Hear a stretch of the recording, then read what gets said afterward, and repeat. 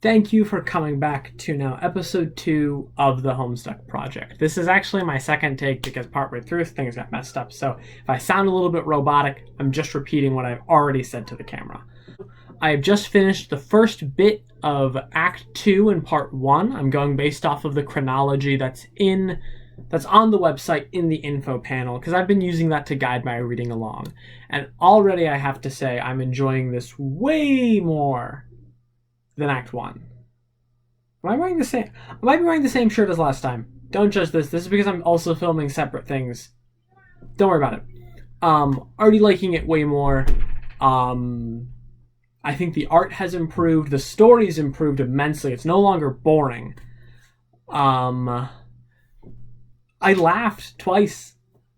I'm gonna have it in the description. I'm gonna have a Google Doc open that has all the notes that I'm taking, and I'm counting everything, and I laughed twice.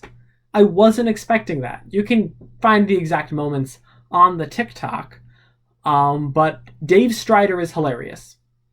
I think he's funny, legitimately. I didn't expect to actually find a character I think was funny in this, but the introduction of Dave, fantastic. So let's look at the notes I took. I'm garden gnostic. Still don't know her actual name, assuming it's a her.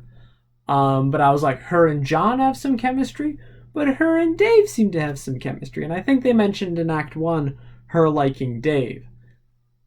I'm upset that I'm already thinking about ships. I didn't plan for this. I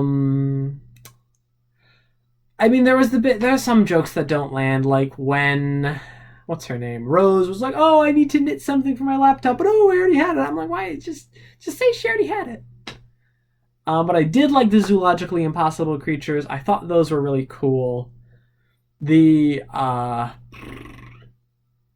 not reading all the Sweet Bro and Hella Jeff comics yet. I might do a separate series on that. There were a lot of them. The Game Bro magazine is rad. I was hoping that the juice wasn't going to be piss, but I don't know, and I'm really hoping we eventually find out whether it was or not. The Random Noir comic I thought was like, okay, it's fine. It's fine. Despite Dave being 13, I imagine him having the voice as like the cool guitar dad from Dungeons and Daddies, which is like a D&D podcast I like. The youth role was funny. I think Rose and her mom's relationship is really funny. Very dramatic. The big thing that I'm getting is there's a lot of talk of doing things ironically, which I didn't know was such a thing back in the early 2010s, that I know it became a really big thing in the late 2010s, at least in my circle, and like the people that I know and the people that I follow. But it's interesting seeing how it was a thing beforehand.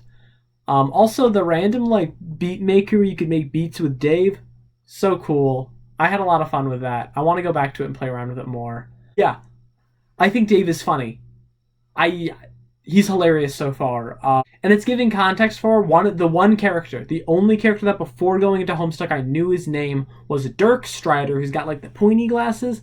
Only character I knew. And I knew he had a brother, so it's interesting finally figuring out who Turn Tech Godhead really is. So far, liking it way more than Act 1. Very interested to see how this video game ending the world is going to play out. Also, there's a mysterious voice. I don't know who it is. They're in the future. There is like time jumping right now, which is a little bit interesting, and I hope it doesn't get too convoluted. But I like the mysterious voice who's like in the desert. It reminds me of Blaine from the Dark Tower series. So thank you all again for keeping up. More episodes are to come. Subscribe. In the description will be a link to my TikTok and to the Google Doc. 2 things you can follow. I update the Google Doc as I read, so you can see some notes that I don't really mention here, but I think might be fun. Share with your friends who also like Homestuck.